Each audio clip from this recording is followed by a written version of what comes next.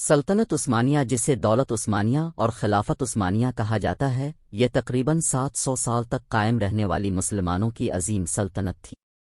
یہ سلطنت 1299 عیسوی سے 1922 عیسوی تک قائم رہنے والی مسلمان سلطنت تھی، جس کے حکمران ترک تھے۔ یہ عظیم الشان سلطنت 3 براعظموں پر پھیلی ہوئی تھی اور جنوب مشرقی یورپ، مشرق وسطی اور شمالی افریقہ کا بیشتر حصہ اس کے سرنگیں تھا۔ سلطنت عثمانیہ کے قیام سے پہلے مسلمانوں کی ایک بڑی سلطنت سلاجقہ روم اپنی زندگی کی آخری سانسیں لے رہی تھی۔ اس سلجوقی سلطنت کی بنیاد تغرل بیگ محمد نے رکھی تھی۔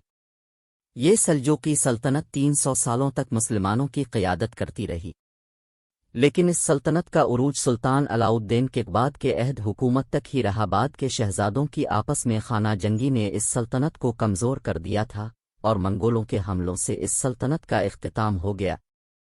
12ویں صدی عیسوی میں تاتاریوں کا فتنہ اپنے عروج پہ تھا۔ تاتاری چنگیز خان کی قیادت میں شہروں کے شہر فتح کرتے جا رہے تھے۔ منگولوں کے ان حملوں سے مسلمانوں کی ایک بڑی سلطنت خوارزمی سلطنت ختم ہو چکی تھی۔ منگولوں کے ان حملوں کی وجہ سے بہت سے مسلمان دور دراز کے علاقوں میں ہجرت کرنے لگے۔ ان ہجرت کرنے والوں میں سے ایک قبیلہ ارطغرل غازی کا قبیلہ تھا۔ یہ قبیلہ ترکان اوغوز کے قبیلہ کا ایک جزو تھا، جو ارغرل غازی کے والد سلیمان شاہ، جو کہ قبیلے کے سردار تھے، کی قیادت میں اپنے وطن خراسان کو چھوڑ کر مختلف شہروں میں سے ہوتا ہوا شام جا رہا تھا کہ اس خانہ بدوشی کے سفر میں قبیلے کے سردار سلیمان شاہ کا دریائے فرات عبور کرتے ہوئے انتقال ہو گیا۔ سردار کی وفات کے بعد قبیلہ ارطغرل غازی کی قیادت میں الفاشائی کو چک کی طرف روانہ ہوا اور سلطان علاؤ الدین کیقباد کی سلجوقی سلطنت میں داخل ہوئے۔ کا قبیلہ اس وقت 400 گھرانوں پر مشتمل تھا۔ سلجوقی سلطنت میں داخل ہونے کے بعد یہ قبیلہ سلطان علاؤ الدین کیقباد کے زیر سایہ پناہ لینے کے لیے پایا تخت قونیے کی طرف جا رہا تھا کہ راستے میں انہیں انگورا کے مقام پر 2 فوجیں جنگ میں مصروف نظر آئیں۔ ارغرل غازی نے اپنے باتریں اور مختصر گھڑ سواروں کے ساتھ کمزور فریق کی مدد کی۔ ارغرل غازی کے اس حملے سے طاقتور فریق میدان جنگ چھوڑ کر بھاگ کھڑا ہوا، اور جب جنگ ختم ہوئی تو انہیں معلوم ہوا کہ جس فریق کی انہوں نے مدد کی ہے وہ کوئی اور نہیں بلکہ سلجوق سلطنت کے سلطان علاؤ الدین کیقباد ہے۔ سلطان علاؤ الدین کیقباد تاتاریوں کی ایک فوج کے ساتھ جنگ میں مصروف تھے۔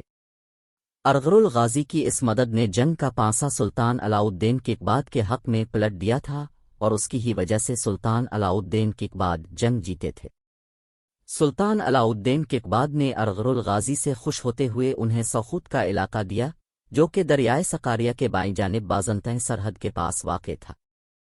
بازنطین سرحد کے پاس جب کا قبیلہ آباد ہوا تو صلیبیوں سے قایوں کی جھڑپیں ہونے لگیں۔ اب چونکہ سلجوقی سلطان علاؤ الدین کیقباد کی ارغرل غازی کو بھرپور مدد اور حمایت حاصل تھی، اس لیے ارغرل غازی نے بازنطین سلطنت کے خلاف جہاد جاری رکھا۔ ارغرل کی اس بہادری سے متاثر ہو کر وہ ترک قبائل جو منگولوں کے حملوں بھاگ نکلے تھے، ایک کر کے ارغرل فازی کے جھنڈے تلے جمع ہونے لگے، اور یوں ارغرل فازی کا اقتدار ارد گرد کے علاقوں میں قائم ہونے لگا۔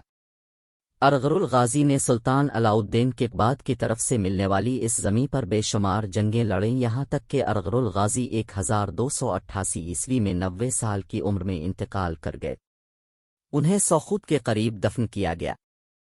ارطغرل غازی کی وفات کے بعد ان کے بیٹے عثمان غازی نے سلطنت عثمانیہ کی بنیاد رکھی، جو کہ تقریباً 700 سال تک قائم رہی۔